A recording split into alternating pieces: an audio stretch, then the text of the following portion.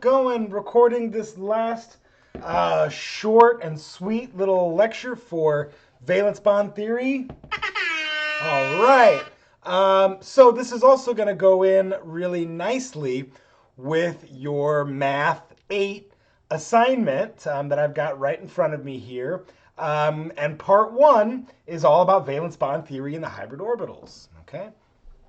So what I want to do is walk you through how we're going to transform these wave functions into our XYZ coordinate system, because as it turns out, it's really a matter of convenience for being able to look at this in XYZ, particularly for this valence bond theory and hybridization. Okay. So I'll remind you, let me just scroll back for a second here. The sp3 hybrid orbital is a superposition of 2s, 2px, 2py, and 2pz atomic orbitals. So we will first need to start by putting together those orbitals. And like I said, because of this xyz designation in our p orbitals, it's convenient to turn this back into Cartesian coordinates. So I'll remind you, so the first wave function we want to look at is the 2s wave function. And I'll remind you that psi2, 0, 0, n equals 2, l equals 0, ml equals 0. And we break that up into the radial wave function, and we break that up into the spherical harmonic wave function, right? The r2, 0, and the y0, 0. Okay? So the R20 is given by this equation here, right? 1 over root of 8 times z over a to the 3/2 power, where we know a is the Bohr radius, and 2 minus rho times the quantity e to the minus rho divided by 2, where we also remember that rho is 2zr divided by Na. Okay? Well, because we know that n is equal to 2, then this rho, 2zr divided by 2a, just becomes zr over a naught, all right? And also, because we're using the Cartesian coordinate system, we're going to take advantage of the Pythagoras, okay? Square root of x squared plus y squared plus z squared. So anytime we see an r, we're going to replace it with this big nasty thing, square root of x squared plus y squared plus z squared. So now, putting these equations together, there's also something that I've done here for you to make your lives easier. And what I've done, so I combined these two equations, right? 1 over the square root of 4 pi times this whole thing. And I combined the 1 over square root of 8 and the 1 over square root of 4 pi and simplified it into this chunk right there. Okay, so I just did that algebra for you, and you'll see why in a moment, why I did that algebra to convert the 1 over square root of 8 times 1 over square root of 4 pi as 1 over 4 root 2 pi. Okay. We also notice here that there's my z over a to the 3/2, right? There it is. And there's my 2 minus rho, which becomes 2 minus z over r, zr over a, right? And then e to the negative zr over 2a. Beautiful. So now, converting this over to x, y, z, for this particular, for the 2s wave function, the only thing I have to do is replace anywhere that I have an r with a root x squared plus y squared plus z squared. Okay? And also, I'll remind you that z is our charge here. And on this Mathematica assignment, you're going to use a z of plus 4, which, again, is a matter of convenience. We know that really all of these wave functions are only 1 electron wave functions, right? These are hydrogen wave functions. But I put a z plus 4 just, like I said, for convenience, okay? So the math works out, the visualization of this works out nicely with z equals 4. Okay, so this becomes our 2s wave function and Cartesian coordinate, right? Just the 2s wave function. And so I'll remind you, when we put together all of these bases sets, right, we've just only put together 2s. But we're going to be able to use that equation throughout all the rest of these hybrid orbitals. So for the sp3, right, we just use the 2s wave function. For sp2, right, we can still see our 2s wave function. There it is, beautiful. And for sp, we still have our 2s wave function, okay? So let's come up with the 2p, x, y, and z wave functions, okay? So first, we're going to focus on the 2pz. So there we go. And hopefully remember the 2pz wave function is psi210. N is equal to 2, L is equal to 1, ML is equal to 0. Okay? And so we can break that up into the R21 and the Y10. So here we get this from the R21, this equation. I should have really, we'll say this equation right here. And we know the Y10 is the square root of 3 over 4 pi times cosine of theta. So I'm going to have to plug that into y as well. And check it out, you guys. This is really cool.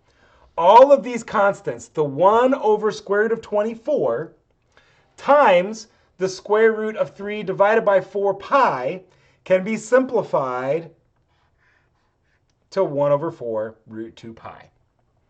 Yes, it works out. And that's the same thing we got to work out over here, which is cool. So it's very convenient that we can use that same factor. And so now look, we've got a z over a to the 3/2. So there's my z over a to the 3/2. I've got a rho, and I'll remind you, right, because n is equal to 2, rho just becomes z times r over the Bohr radius. So then that rho is right here. Now there's a cosine of theta from the y, and then I put in the exponential, e to the negative zr over 2a. Okay, lovely.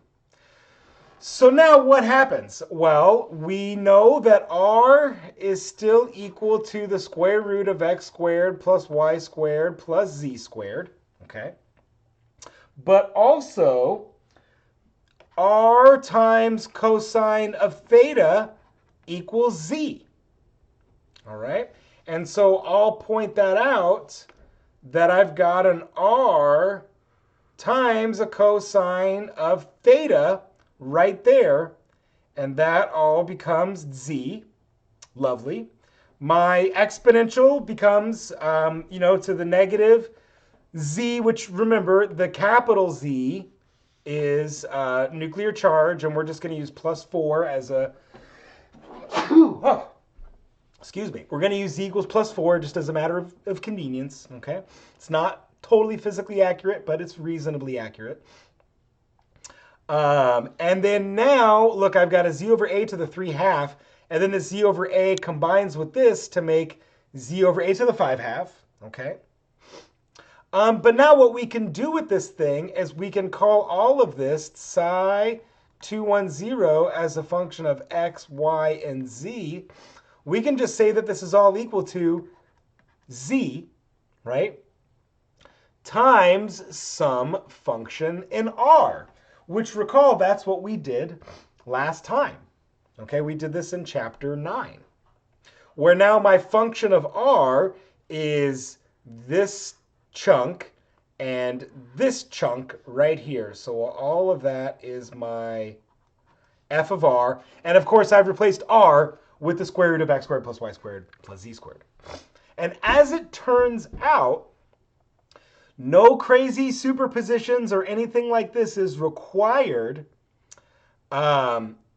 because I didn't full on go through this proof, but we could show, right, those superpositions we went through last time, which was, for example, right, for the 2px, if you recall, that was 1 over root 2 times the p plus wave function, I think it was plus the p minus wave function, right? Well, as it turns out, you can do the algebra and show that all of this just equals x times some function in R, and that function in R is identical for the px, the py, and the pz, which is really cool. And so now if I switch here over to my Mathematica file, so you can see what I've got here. Here is my R equation, right? I'm setting up my R as a function of x, y, and z. I called this thing n just to have a unique name, but that's that 1 over 4 root 2 pi. I'm calling z equal to 4. And then now my psi 2s, and I used a slightly different psi just to make it unique. I'm defining this as a function of x, y, and z, right? It's this normalization constant. Let's back up to the psi 2s wave function, right? Times z to the 3/2. In this exercise, we're going to ignore the Bohr radius. We're going to call the Bohr radius equal to 1. That's fine for the purpose of this exercise. And then now look, check it out. I've got 2 minus zr divided by a, and we're calling a 1. And so here I've got 2 minus z times r, but remember, r is a function of x, y, and z. And then now that's times the exponential of negative z times r divided by 2. So that takes care of my 2s. And here you can see my 2pz, that example that I worked through, right? It's the normalization constant, or the like half of the normalization constant, if you will, 1 over 4 times root 2 pi. And then there's times the z to the 5/2 power, right? Because I've got that right there. Again, a, we're just calling it 1 for this exercise. And then now look, times z times exponential of negative z times r divided by 2. And then look, I can use this exact same function for the px and the py, right? It's identical except for the px, I put an x. And for the py, I put in a y, okay? And so now I have got all of my atomic wave functions, my hydrogen-like atomic wave functions coded up. And the results, I should see something like this, okay, that I kind of already started to show you a little bit. But I'll just keep walking you through this. So this thing, Orbital Plot, this is a custom set of codes that I'm going to supply to you in the exercise prompt. And you can just copy paste it right in there. But if you kind of follow along with this, this is just helping you make a custom graph called an orbital plot. Where it wants, so the orbitals, that command is looking for an equation. So the wave function of the orbitals. This threshold command, so that's it only plots a threshold value of psi. We're not going to view all values of psi simultaneously. We're just looking at some threshold value. And I've supplied threshold values for you that I think work well. This little thing right here gives us the range for the x and y scale, so you can see the way that works, right? X from negative range to positive range, y from negative range to positive range. The opacity is going to make our orbital slightly transparent. And then color 1 and color 2 gives us the color of the, I think it's the positive region, anywhere where the wave function has got positive values, and anywhere where the wave function has got negative values. And so here is a slice of px and py, right? So you can see where I'm just plotting psi px and psi py, and I've called z equal to 0, so we can just see a slice of these things. And this makes good sense that that we get the 2p lobes, and we can see the wave functions in the rightmost quadrants are taking on positive values because we're missing that z component coming out at us, okay? And then the lobes in the left bottom corner of the quadrant take on negative values. And then here is now a new custom set, a new custom plot that you can just copy paste it in. Orbital plot 3D, so this just makes a custom orbital plot.